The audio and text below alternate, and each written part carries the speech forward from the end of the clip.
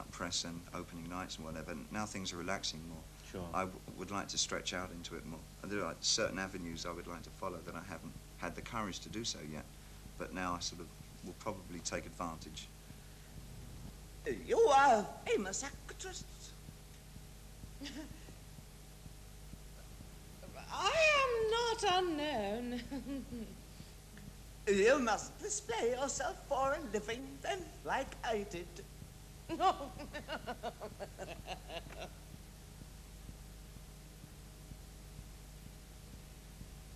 That is not myself, Mr. Merrick. That is an illusion.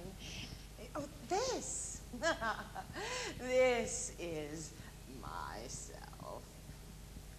This is myself, too. Frederick says that you like to read. So, books.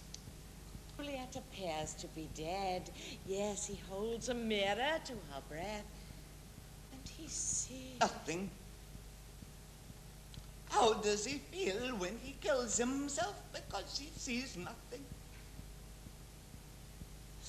Well, he...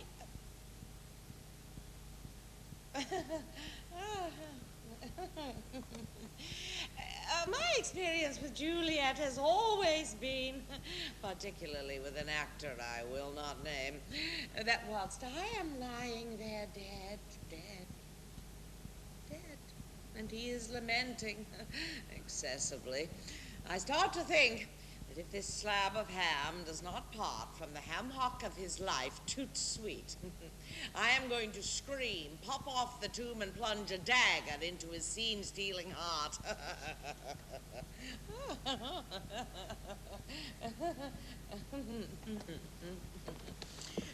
Romeos are very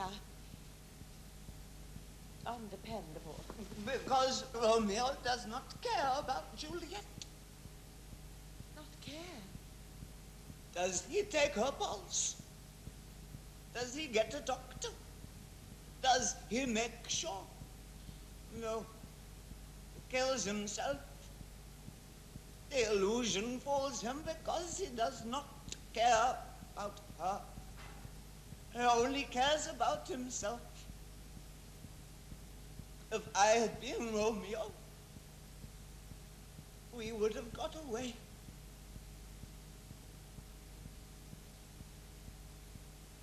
Now, simultaneously, you happen to have a brand new album just out, which has already been a huge hit in England. Is it actually out here in the States It's yet? just out a week or so, yeah. Just out. Yeah. And the title of that is Scary Monsters, and of course Yeah. one might feel there's some link between that title and the fact that you play something that could be described as a scary monster in the play, but is that just coincidence? Synchronicity. Synchronicity. Synchronicity. I mean, What does synchronicity mean? It's exactly what you said. Well, kind of a coincidence that it's...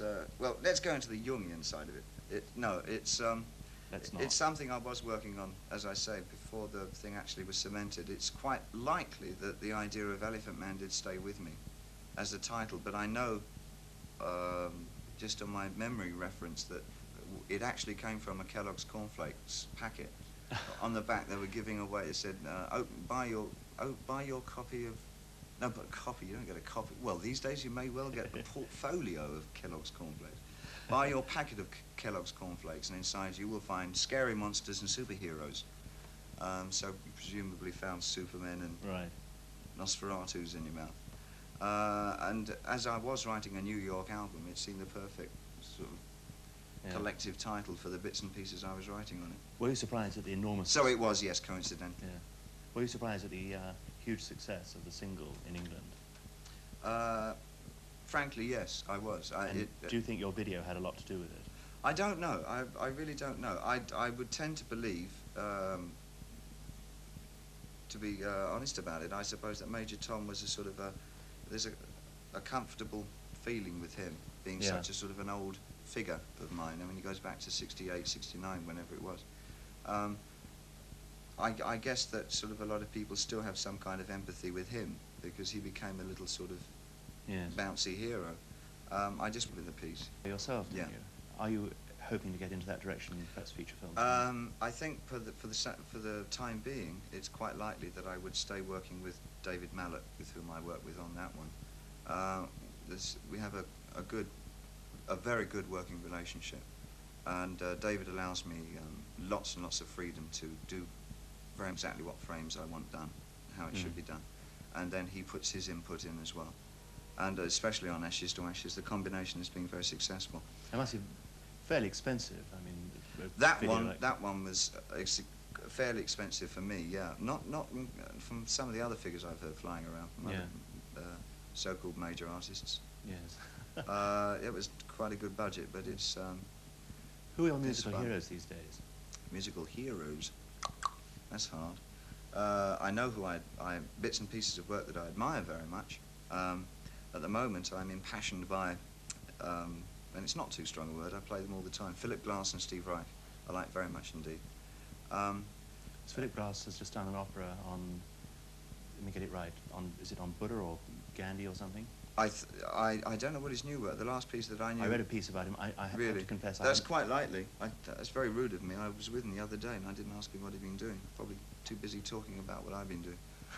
Are there any of your, as it were, contemporaries, people who got going about the time you did, who you admire? Or? Not really. I think we just remain friends. Really, I think that's probably why we're friends, because we don't like each other's music. I know the people you're referring to.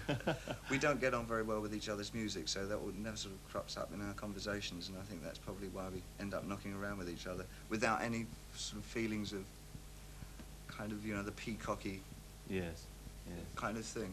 In your long and illustrious career, which has spanned now, what, 10, 12 years at the top, what are you most proud of to date?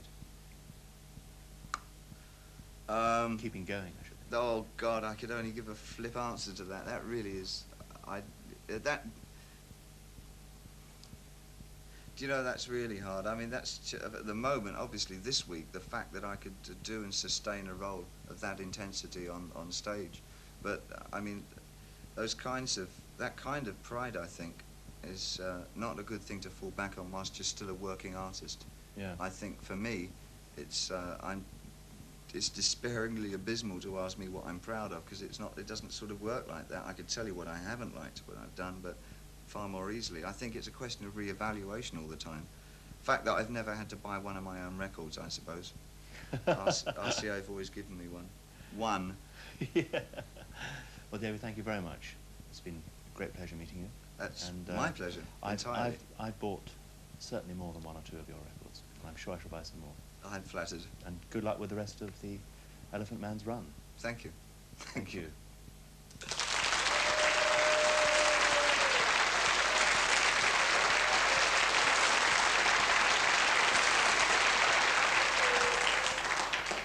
David Bowie on Broadway. Even as you stare at your screen this very moment, while thinking about exciting nighttime activities to come, such as filling the hot water bottle, David Bowie is about to go on stage at the Booth Theatre in New York. If you happen to be in New York before Christmas, and if having got there you can get a ticket for The Elephant Man, do go. Thank you, David. Thank you, Alan Clark and the Hollies, Helen Hanff and Christopher Matthew. Next week, who's on? Well, me and Kingsley Amis, B.A. Robertson talking about wine.